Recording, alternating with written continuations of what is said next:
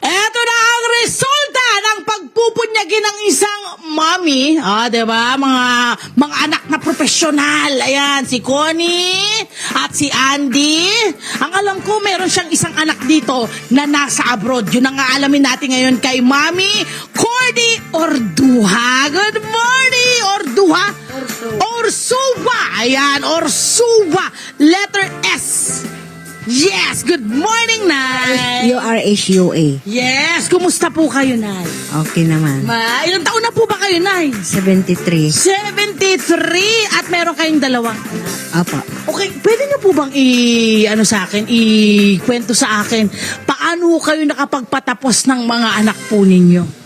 Nagtatrabaho ko sa isang pabrika Pabrika po ng ano yun, Nay? ng mga sticker. Okay, tapos, Nakatape. gaano kayo katagal doon, Nay? Since 1976 ata ako nagumpisa nun. Hanggang 205 nagsarado ang Sebesco. Okay, magkano po yung swelduhan niyo noong mga panahon na yun? Mababa lang po. Gasahod lang ako ng isang buwan isang linggo kasama na yung overtime hanggang 10 o'clock. 3,000. Ala, isang buwan? Isang linggo po. Ay, isang linggo. Hala ko, isang buwan. Grabe, isang linggo. Ano yung pinagkakasya nyo dun sa 3,000 na yun? Ano yung mga priority nyo na kailangang pagkagastusan sa 3,000 yun? Ano po, pagkain namin at saka pamasahe ng anak ko araw-araw. Baon nila. Kasi, Nay, mahirap pagpaaral. Di ba, ang hirap nun.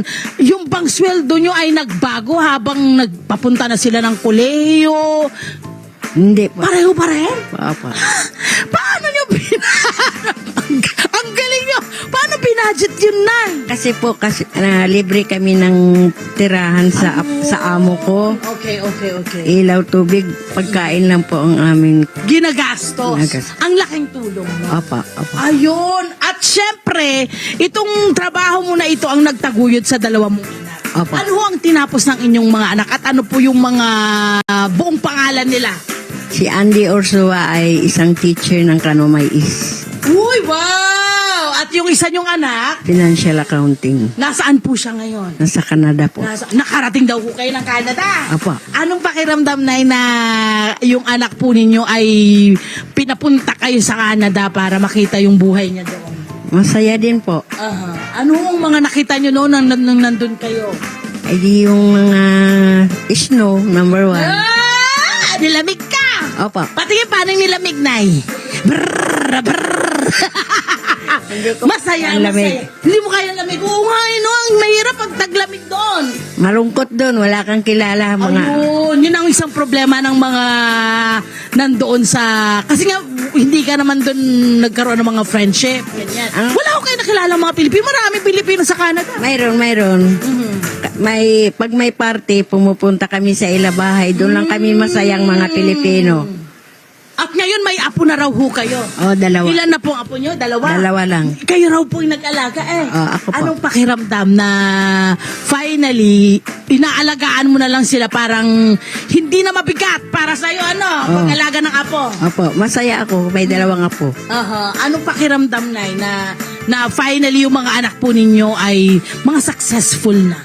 Masaya din po ako sa kanila para sa kanilang kinabukasan niya. Pero ito ang maganda kay nanay. Kahit na ang mga anak niya ay mga professional na, meron ka pa rin pinagkakakitaan.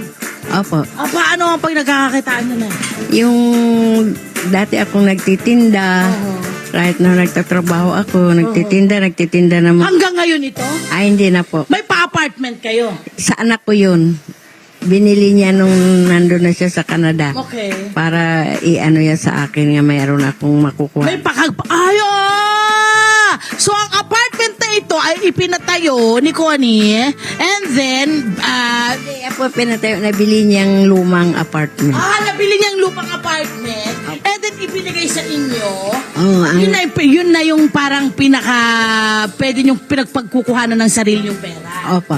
Abay, ang galing pala, ano, Nay. Ano sa tingin nyo ang sikreto ng pagpapalaki ng mga anak para maging ganyan, maging successful? Meron bang formula?